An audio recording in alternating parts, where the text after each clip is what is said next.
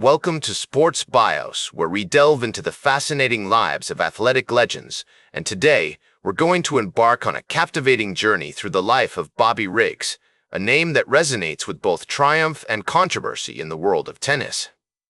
As we explore this biographical narrative, get ready to witness the transformation of a young boy from California into one of the most iconic figures in sports history, a story replete with drama, intrigue, and a healthy dose of hubris.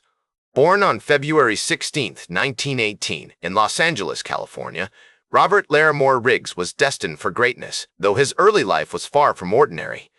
His father, Robert Riggs Sr., a minister with an unwavering commitment to discipline and hard work, instilled in Bobby a strong sense of competitiveness, values that would later define his tennis career.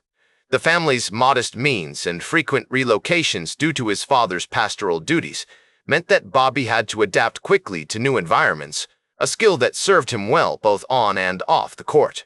This nomadic childhood, marked by simplicity and resourcefulness, laid the groundwork for the resilience and determination that would become hallmarks of his career. His parents, though not affluent, provided a nurturing environment that encouraged his early interest in sports. Under Lane's guidance, Bobby's natural talent flourished, and he quickly became obsessed with mastering the game. The rigors of practice, often for hours under the scorching California sun, not only honed his physical skills, but also forged a mental toughness that would become a defining feature of his career.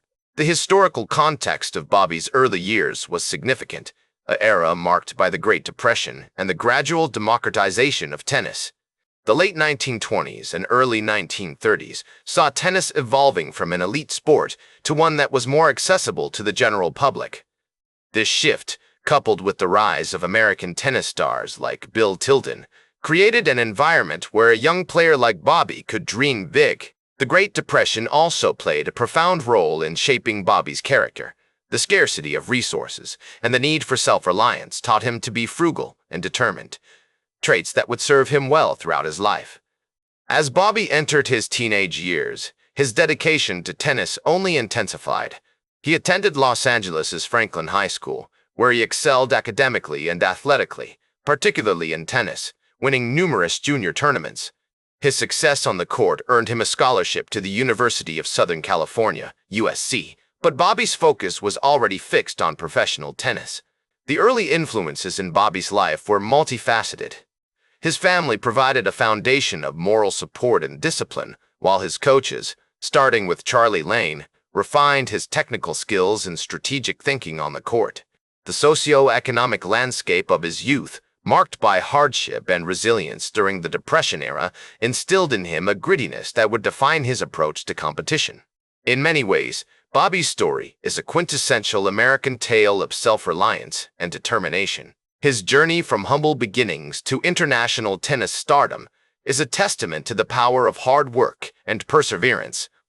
The year 1939 marked a pivotal moment in his career as he won his first Wimbledon title, defeating Elwood Cook in the final with a score of 2-6, 8-6, 3-6, 6-3, 6-2.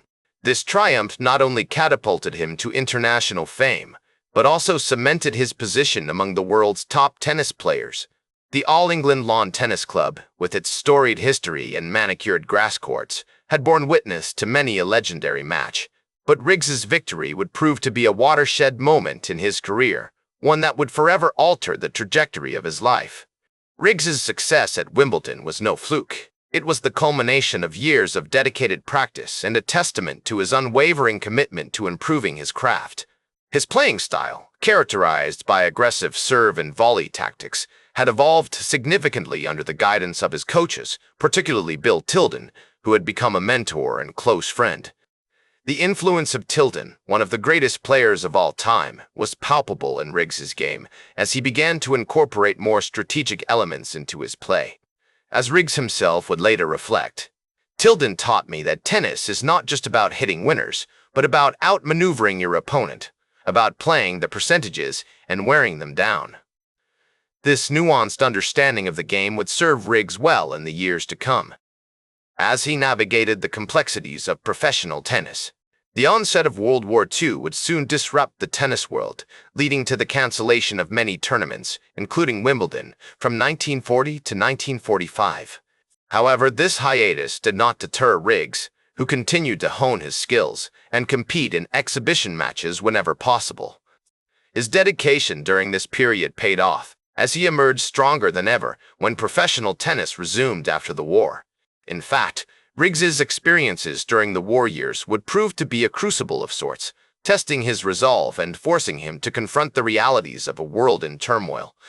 As he traveled across the country playing in charity matches and exhibitions, Riggs witnessed firsthand the impact of the war on American society, and his own role as a tennis player began to take on a new sense of purpose. Upon the resumption of international competitions, Riggs found himself at the forefront of a new era in professional tennis. The 1940s would prove to be a defining decade for Riggs, as he won numerous titles, including 3 U.S. national championships, 1939, 1941, and 1946, further solidifying his status as one of the world's top players. His rivalry with Jack Kramer, another tennis great, would become the stuff of legend, with their matches often being described as epic battles of wills and skill. As Riggs once remarked, "Kramer was my greatest rival, but he was also my friend. We pushed each other to new heights, and our rivalry helped to elevate the sport of tennis as a whole." This complex dynamic between Riggs and Kramer would continue to shape the landscape of professional tennis as they vied for dominance on the court and off.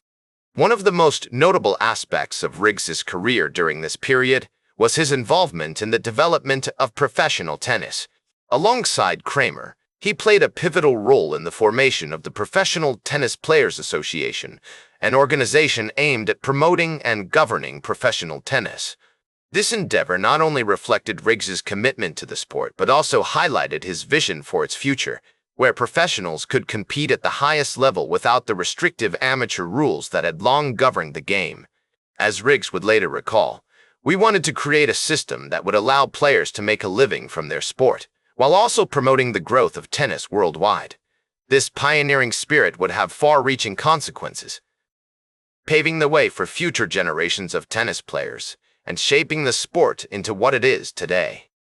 Riggs's impact on the sport extended beyond his playing career, as he became known for his charismatic personality and showmanship on the court. His matches were often more than just competitions. They were spectacles that drew in crowds and helped to popularize tennis among a broader audience. As he once remarked, "Tennis is not just about hitting balls back and forth. It's about entertaining the people who come to watch."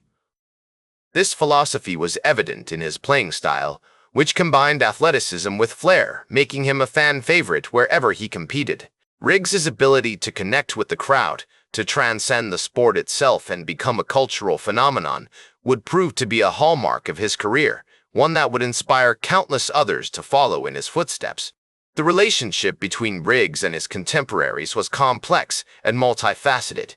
While there were undoubtedly rivalries, particularly with players like Kramer, there was also a deep respect among them for one another's abilities.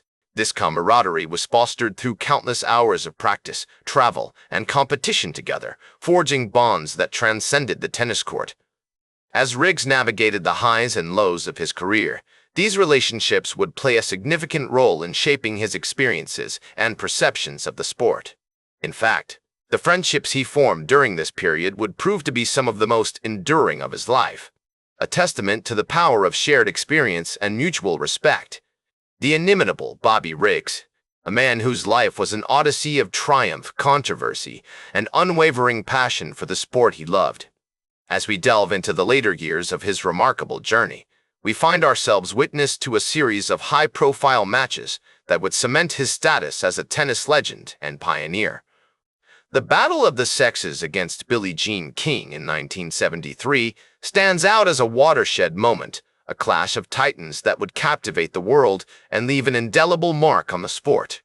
As the first reflect on Riggs's life, I am reminded of the words of the great poet Maya Angelou, who once said, "You may not control all the events that happen to you, but you can decide not to be reduced by them."